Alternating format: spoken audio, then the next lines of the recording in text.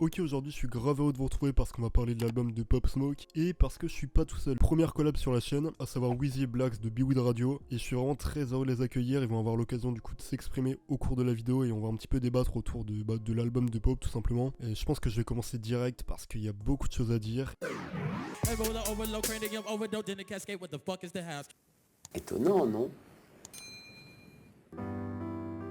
Donc du coup, premier album de Pop Smoke, et les deux projets précédents étaient des mixtapes, donc à savoir Meet the Who et Meet the Who partie 2, qui ont amené Smoke en à peine un an au stade de roi de la drill. Voilà, du coup, je pense que j'ai pas réellement besoin de présenter Pop Smoke, surtout que je l'ai déjà fait dans une vidéo précédente. Donc du coup, petit retour sur Meet the Who et Meet the Who partie 2, c'était des tapes d'environ une dizaine de titres, même si Meet the Who partie 2 était plus long, qui était quand même très carré, qui allait directement au but, full drill. Donc moi perso je préfère largement le premier opus qui est vraiment plus brutal. Et c'est vrai que personnellement j'aime beaucoup Pop Smoke, mais quand j'ai vu que l'album Shoot for the Star, Aim for the Moon durait 1 heure, je me suis dit putain, est-ce que 1 heure de Pop Smoke ça va être digeste en fait? Et j'avoue que j'avais un petit peu peur d'avoir un effet lassitude, étant donné que globalement la drill ça tourne pas mal en rond.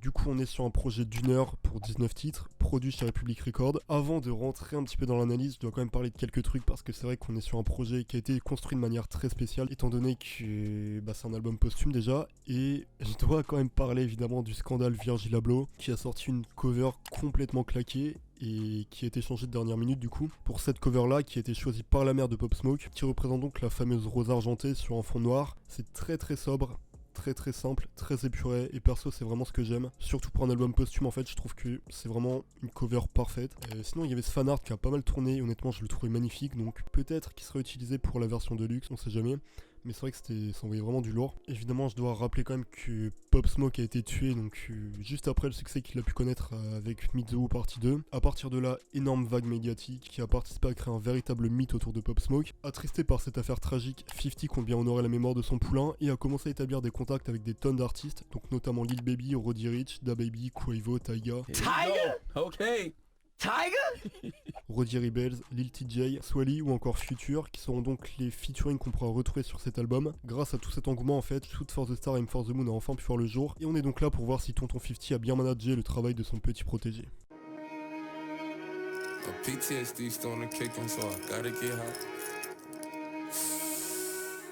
Tout ce que je peux dire, c'est que je suis extrêmement surpris par cet album. J'ai pris une énorme gifle. Premièrement, plutôt négative à la première écoute. On est sur un projet très innovant et ambitieux, et je m'attendais pas à ça, putain, je m'attendais que à des morceaux de drill. Je trouve que l'album est divisé en pas mal de thèmes différents et je vais aborder ces thèmes là justement. En tout cas, je pense que c'est un album qui peut décevoir les puristes. Les purs fans de drill vont probablement être déçus et ça je le comprends totalement. Mais ce qui est bien déjà, c'est que Pop Smoke ne s'est pas reposé sur ses lauriers. Et là où on pouvait légitimement s'attendre à un album full drill énervé, on est sur un projet ultra complet et ultra ambitieux, très innovant. Et ouais, je suis ultra surpris honnêtement. Surpris par ce que j'ai pu entendre dans l'album, mais principalement surpris par l'évolution de Pop Smoke et la maturité dont il peut faire preuve alors que sa carrière a débuté il y a à peine 1 an. Du coup voilà, comme je l'ai dit, personnellement la première écoute j'ai été assez déçu et je vais vous expliquer pourquoi dans quelques secondes. Du coup pour moi l'album est clairement divisé en 2 parties majeures, même si du coup à mes yeux en fait il y a 4 principaux thèmes dans le projet. Et on a une première moitié de l'album qui est très classique et qui commence de manière kebab, salade, tomate, oignon, tropicaux, qui va régaler tout le monde en fait, et on ressent vraiment le côté Meet the Who et le côté purement drill. Du coup pour la première moitié de l'album, on commence déjà avec une petite intro très catchy qui nous plonge directement dans le délire, et on enchaîne directement sur l'un des meilleurs morceaux pour moi, Aim for the Moon en featuring avec Quavo, qui est juste ultra lourd.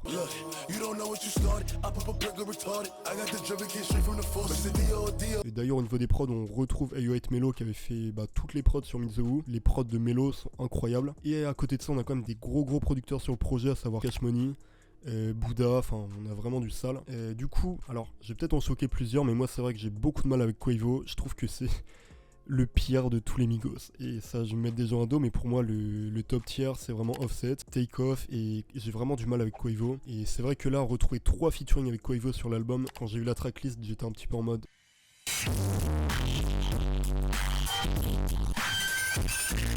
et Et ouais, d'ailleurs, du coup, ça, je pense que ça peut s'expliquer tout simplement parce que Pop Smoke et Quavo avaient prévu une mixtape en collaboration. Et du coup, j'imagine que, je sais pas trop comment ils sont arrangés avec 50, mais je pense que du coup, Quavo, au lieu de sortir la tape, a simplement envoyé genre 3 meilleurs morceaux de la mixtape qu'il avait commencé à faire avec Pop Smoke. Du coup, il a envoyé ces morceaux-là pour les mettre sur l'album directement. Ce qui pourrait du coup expliquer qu'on a autant de featuring avec Quavo. Et du coup, sur ce premier morceau, on a vraiment un énorme banger. Et en parlant de banger, il se compte sur les doigts de la main. Pour moi, les vrais bangers sur l'album, je vais mélanger banger et morceaux un petit peu gangsta. Donc on a Aim for the Moon, gangsta du coup, qui a vraiment cette empreinte street 50 des années 2000, très très pesante, et même pas drill en fait, mais juste gangsta de ouf.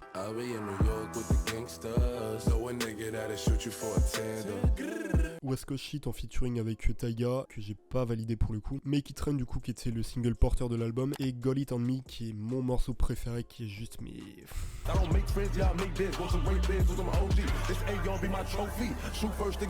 Franchement, quoi, putain, non, il est incroyable, il est ultra polyvalent sur ce morceau. Le couplet à l'allemande découpé de ouf. Refrain qui est super touchant, la fin du morceau du coup qui est prenante aussi en acapella. Il y a un clip qui est sorti qui est juste vibrant. Ça semble du coup Many Men de 50, donc qui était un des gros succès de 50 dans les années 2000.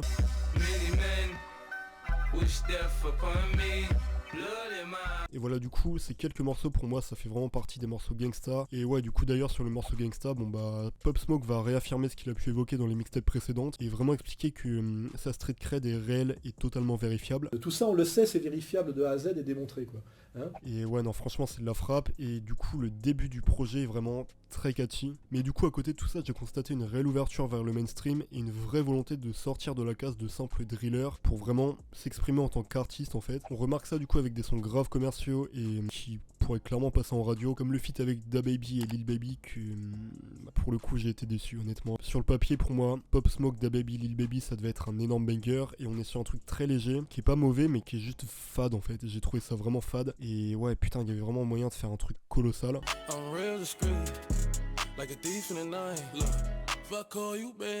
Donc j'étais un petit peu déçu par ce morceau et globalement je trouve que les featuring sur l'album sont...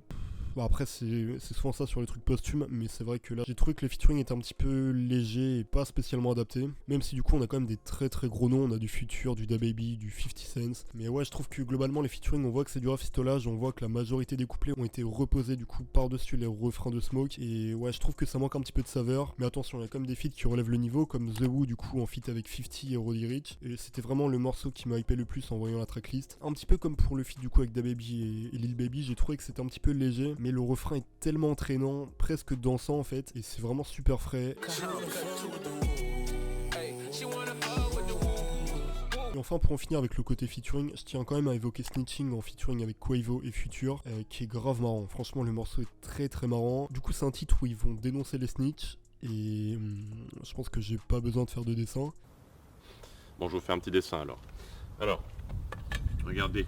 Ici présent, nous avons le sexe de ma compagne. Ok, j'ai pas mal parlé, du coup je pense que je vais laisser la parole à Blax et Wheezy, donc à vous les gars. Faut qu'on se présente, vas-y présente-nous. Alors salut, moi c'est Blax Léo. Non, faut te dire salut à Spartak déjà. Ah ouais merde pardon.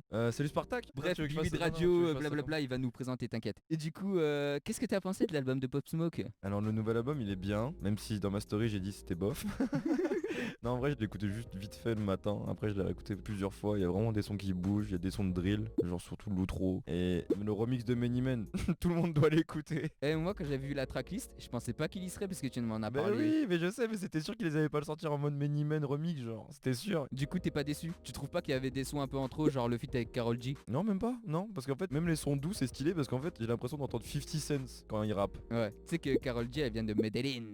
C'est stylé. Ouais. Bref voilà, on te redonne le micro Spartak. Du coup perso je suis grave d'accord avec Blax et Got It On Me est génial. Donc du coup n'hésitez pas à aller donner de la force à B8 Radio, ils méritent vraiment, ils font du très très bon travail. C'est drôle, juste, moi je me tape des barres à chaque fois. Et du coup je mets le lien de leur chaîne directement en description. Ok maintenant passons à la face cachée de l'album, donc la facette toute chill et toute douce de Pop Smoke. Je pense que comme tout le monde du coup j'étais très surpris par tout ça, je m'attendais vraiment à un album full drill comme je l'ai dit au début de la vidéo. Et du coup on a vraiment 5 morceaux totalement différents qui s'enchaînent, des trucs vraiment pour l'été en fait. Et c'est d'ailleurs assez paradoxal pour un album posthume, mais ça montre bien que c'était des morceaux qui étaient vraiment finis et que cette direction artistique en fait Pop Smoke avait déjà choisi de la prendre avant sa mort, et je trouve ça ouf en fait quand à peine un an le mec est tout pété dans la drill et que directement en fait il a compris que ok c'était bien d'exceller dans un style précis mais qu'il pouvait vraiment partir vers autre chose, et là ça marche totalement. Donc C'est vrai qu'à la première écoute c'est très surprenant, mais je peux vous assurer que plus t'écoutes l'album en fait et plus tu vas adorer ces morceaux-là. J'avoue que le feat avec Karol G pour le coup personnellement j'ai vraiment pas validé, enfin c'est vraiment un bail très latina et tout, et perso c'est vraiment pas mon truc.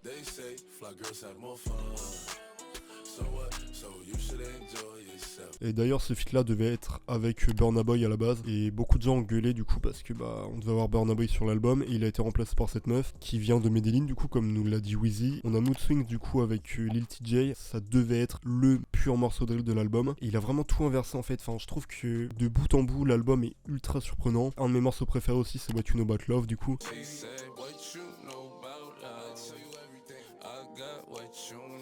Je trouve qu'on a vraiment cette vibe, encore une fois, mais je le dis tout le temps, mais 50 quoi. Je trouve que c'est vraiment sur ce projet qu'on ressent totalement l'influence de 50. C'est juste très bien joué de sa part en fait d'avoir pris ce virage artistique, même si du coup je sais très bien que ça va déplaire aux gros fans de drill. Il a pas mis longtemps à comprendre en fait que si tu veux vraiment garder la tête hors de l'eau dans l'industrie de la musique, il faut que tu te diversifies et il faut que tu touches un petit peu à tout. Pour moi voilà, il y a 4 principaux thèmes. Les trucs de un petit peu de lover comme ça, chill. Les trucs vraiment pur drill. Les trucs vraiment commerciaux du coup, donc notamment les featuring principalement. Et du coup j'ai quand même trouvé qu'il y a une petite partie d'expérimentation dans l'album. Par exemple avec 44 Bulldog, on est sur un registre totalement différent. On est juste sur un couplet fleuve ultra bresson sur fond de piano et ça marche très très bien. Et du coup Tunnel Vision qui conclut l'album sur une note très honorable, qui reprend du coup un petit peu le registre drill qu'on avait au début de l'album, et qui à la fin du coup sample carrément une interview de Pop Smoke où il explique l'impact qu'il aurait aimé avoir sur le monde de la musique.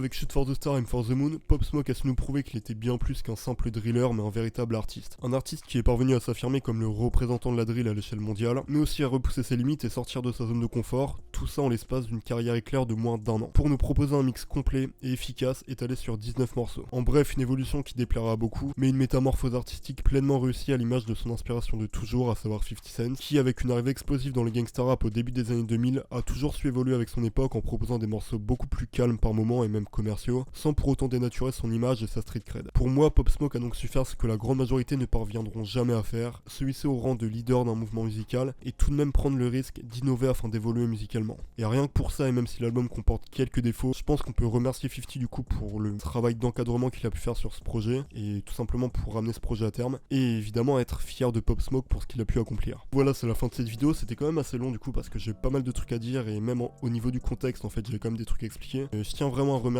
Weed Radio du coup pour leur participation, donc merci à Blacks et Wheezy. Et franchement les gars, allez checker, ils font vraiment du très très bon travail. En plus de ça, ils sont très réguliers, ils font une vidéo par semaine, et croyez-moi ça vaut le détour. Donc comme je l'ai dit du coup, tous les liens sont dans la description. Du coup n'hésitez pas à me donner dans les commentaires vos 3 morceaux préférés de l'album, et tout simplement à me dire qu'est-ce que vous avez pensé de l'album. Personnellement mes morceaux préférés ce serait du coup Aim for the Moon avec Quavo. Ce morceau là avec Quavo pour le coup je l'ai bien aimé, mais je trouve que les deux autres pour moi c'était vraiment une overdose totale de Quavo. Got It On Me du coup, mon morceau préféré clairement, il est incroyable. Et What You Know About Love que j'ai beaucoup aimé, bizarrement parce que d'habitude c'est vraiment pas ce que j'écoute, mais là je trouve que c'est très très bien fait. Ça montre encore une fois que le gars était polyvalent de ouf quoi. N'hésite pas à aller me suivre sur Instagram pour avoir un petit peu plus de contenu, et si tu veux tout simplement qu'on discute de rap, moi c'est toujours un plaisir de parler avec des passionnés. Si tu veux vraiment m'aider pour le coup, j'ai un Utip, donc tu peux aller mater une pub ou plusieurs, moi ça me donne quelques centimes et ça me permet du coup de garder ça dans une cagnotte pour financer des projets par la suite. D'ailleurs je balance ça, mais il y a un concours qui va arriver très prochainement. Je vais pas vous dire ce que je vous fais gagner, mais je pense que ça va plaire à beaucoup de monde. Donc du coup n'hésite pas à t'abonner pour être au courant de tout ça, allez checker le Utip. Bref, c'était Spartak et moi je te dis à la prochaine.